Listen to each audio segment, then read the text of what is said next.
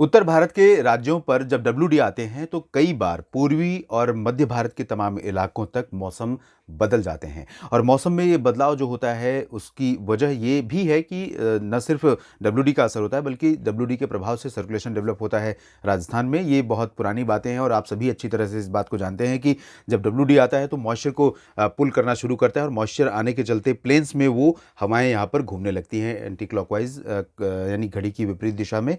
और इसी तरह से जब यहाँ पर सर्कुलेशन स्ट्रांग बनता है और अरब सागर से मॉइस्चर बहुत व्यापक मात्रा में आता है, साथ ही डब्ल्यूडी का ऊपर से सपोर्ट होता है, तो कई इलाकों में व्यापक वर्षा होती है, इंक्लूडिंग राजस्थान, कभी कभी गुजरात तक असर दिखता है, मध्य प्रदेश पर असर दिखता है, उत्तर प्रदेश, बिहार, झारखंड, पश्चिम बंगाल तक इन सिस्टमों का प्रभाव होता है। हाल ही में जो बारिश हुई इसी वजह से हुई थी उधर पूर्वोत्तर भारत और पूर्वी भारत के तमाम इलाकों तक। फिलहाल अगर हम अगले 3 दिनों की स्थिति देखें तो 13, 14 और 15 फरवरी के बीच में देश में कितना कुछ बदलेगा मौसम, एक के बाद एक जो डब्ल्यूडी आएंगे उनका किस तरह का इम्पैक्ट रहेगा, कितने इलाकों में इनका प्रभाव देखने को मिलेगा, आइए जानते हैं इस बुलेटिन में। शुरुआत करेंगे उत्तर भारत के क्षेत्रों से। यहाँ पर फिलहाल एक डब्ल्यूडी समय भी बना हुआ है और इस सिस्टम के चलते उत्तर भारत के पर्वतीय इलाकों में, खासतौर पर गिलगित बाल्टिस्तान से लेकर जम्मू कश्मीर और लद्दाख के बीच में कुछ स्थानों पर हल्की वर्षा हो सकती है। बादल तो यूं तो पूरे उत्तर भारत के रीजन में रहेंगे इंक्लूडिंग हिमाचल प्रदेश, लेकिन उत्तराखंड में फिलहाल ड्राई और क्लियर वेदर रहेगा। प्लेन्स में जैसे हम चलेंगे, पंजाब में आप देखिए, पंजाब में दोपहर तक हवाओं का रुख जो रहेगा वो उत्तरी दिशा का रहेगा, ठंडी हवाएं चलती रहेंगी, तापमान गिरते रहेंगे अमृतसर से लेकर लुधियाना, पटियाला, बरनाला, मोगा तक। लेकिन दोपहर के बाद इन हवाओं का रुख पंजाब में भी बदल जाएगा, जबकि हरियाणा, दिल्ली और उत्तर प्रदेश के हिस्सों में ये हवाएं चल जरूर रही हैं पश्चिमी दिशा से, लेकिन ये डायरेक्ट उत्तर भारत के पहाड़ों से होकर नहीं पहुंच रही हैं। तो इन हवाओं में ठंडी अपेक्षाकृत कम रहेगी, तापमान थोड़े से बढ़ सकते हैं दिन और रात के। और कोहरा पंजाब से लेकर हरियाणा, दिल्ली, उत्तर प्रदेश के बिहार तथा झारखंड, पश्चिम बंगाल के भागों में इस समय छाया हुआ है। सुबह ज़्यादा था, धीरे धीरे इन हवाओं का थोड़ा सा असर जैसे जैसे बढ़ेगा, जब दिन होती है धूप का असर दिन होता है, धूप का असर बढ़ता है तो धीरे धीरे कोहरा छंटने लगता है। राजस्थान पर देखिए तो पूरे पूरे रीजन पर हवाओं की दिशा बहुत क्लियर नहीं है, ना तो उत्तर से है, ना पूरब से है, ना पश्चिम से। तो अलग अलग दिशा से कुछ हवाएं पश्चिमी, दक्षिण पश्चिमी पहुंच रही हैं, तो कुछ पूर्वी दिशा से पहुंच रही हैं, कुछ उत्तरी पहुंच रही हैं। तो बहुत मिक्स वेदर आपको राजस्थान में देखने को मिलेगा। भरतपुर, झुंझुनू, अलवर और जयपुर तक थोड़ा सा तापमान कम रहेगा और साथ ही साथ चूरू, गंगानगर, हनुमानगढ़ में भी तापमान कम रहेंगे दिन और रात के। लेकिन बाकी रीजन्स में आप देखेंगे, बीकानेर, बाड़मेर से लेकर जैसलमेर, जोधपुर, जालौर, प्रतापगढ़, इन सभी भागों में तापमान बढ़ेंगे। अब गुजरात में तापमान में बढ़ोतरी होगी, अरब सागर की तरफ से यहाँ हवाएं पहुँच रही हैं। महाराष्ट्र में आप देखिए, महाराष्ट्र में सीधी हवाएं आ रही हैं। गोवा के आसपास यहाँ पर कर्नाटक के तटों पर एक सर्कुलेशन सा है, लेकिन सर्कुलेशन एक्चुअली में है नहीं। तो इस सिस्टम के जो ये फॉर्मेशन सा हो रहा है हल्का फुल्का, ये पुश कर रहा है हवाओं को आगे की तरफ, जिसमें उत्तरी आंतरिक कर्नाटक और महाराष्ट्र का समूचा क्षेत्र शामिल है, पूर्वी मध्य गुजरात का रीजन है, पश्चिमी मध्य प्रदेश के कुछ हिस्से शामिल है। तो यहाँ पूर्वी हवाएं, दक्षिणी हवाएं पहुँच रही हैं।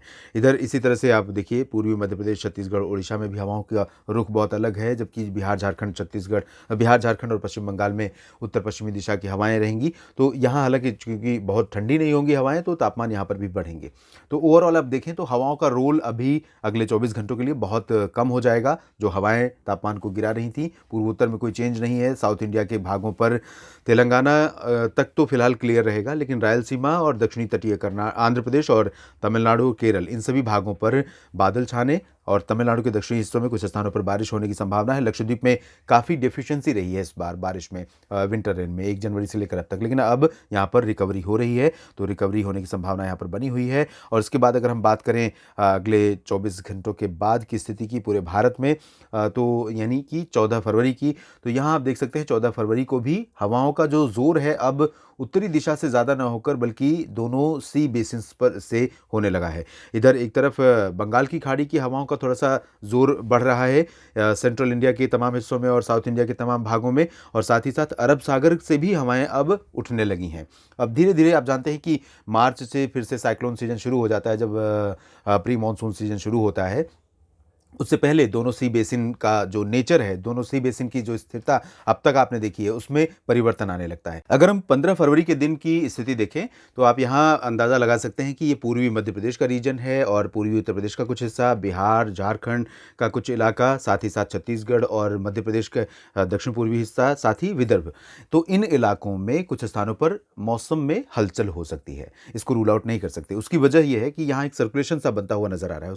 सर्कुलेशन क्यों बन रहा है? इससे पहले जो अरब सागर से हवाएं पहुंच रही थी, बंगाल की खाड़ी की तरफ से हवाएं पहुंच रही थी, यहाँ एक कन्फ्लुएंस जोन जैसा डेवलप हो रहा था, तो इस वजह से यहाँ पर मौसम सक्रिय हो सकता है, बादल नजर आ सकते हैं इन भागों में। और यहाँ पर मैं कह सकता हूँ कि जो दक्षिण पूर्वी इलाका है उत्तर प्रदेश का, जिसमें फतेहपुर, कानपुर और महोबा से लेकर चित्रकूट, झांसी से लेकर प्रयागराज और सोनभद्र तक का, साथ ही साथ पूर्वी मध्य प्रदेश के तमाम इलाकों में सागर, सतना, पन्ना, रीवा, सीधी, सिंगरौली, शहडोल, अनूपपुर, डिंडोरी, मांडला, बालाघाट, होशंगाबाद, छिंदवाड़ा, बैतूल, इन सभी भागों में कुछ स्थानों पर हल्की वर्षा हो सकती है, बादल छा सकते हैं। उत्तरी छत्तीसगढ़ में कुछ इलाकों में स्थिति इसी तरह की बन सकती हैं और साथ ही विदर्भ में नागपुर तक मौसम में थोड़ा सा परिवर्तन आपको दिखाई दे सकता है। और दक्षिण भारत के क्षेत्रों में भले हवाएं चलेंगी पूर्वी दिशा की, लेकिन तटीय भागों पर, लेकिन सिस्टम के आगे निकल जाने की वजह से मॉइस्चर का यहाँ असर कम हो जाएगा। बादल रहेंगे तमिलनाडु और केरल के ऊपर, केरल में बारिश हो सकती है, लक्षद्वीप में कई जगहों पर मध्यम से तेज वर्षा हो सकती है। उत्तर भारत के क्षेत्रों में फिलहाल एक्टिविटी बहुत ज़्यादा नहीं होगी, लिमिटेड रहेगी गिलगित बाल्टिस्तान से लेकर लद्दाख और उत्तराखंड के उत्तरी इलाकों तक, उत्तरी हिमाचल प्रदेश के भागों तक, जबकि पंजाब से लेकर राजस्थान के पश्चिमी और सेंट्रल पार्ट्स में कई जगहों पर उत्तरी हवाओं का असर होने के कारण तापमान में थोड़ी गिरावट 15 फरवरी को हो सकती है।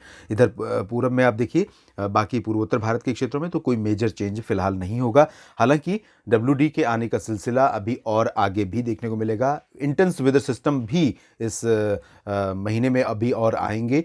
कब आएंगे और उनका इम्पैक्ट किन किन राज्यों में होगा, इस पर मेरी नज़र रहेगी। अपडेट आपको ज़रूर करूंगा, पहले से ही अलर्ट करूंगा निश्चित रूप से, ताकि उसका जो फ़ायदा है या उससे होने वाले जो नुकसान हैं उन चीज़ों से आप बच सकें, उसका खेती को खास तौर पर लाभ उसके मिल सकें। धन्यवाद।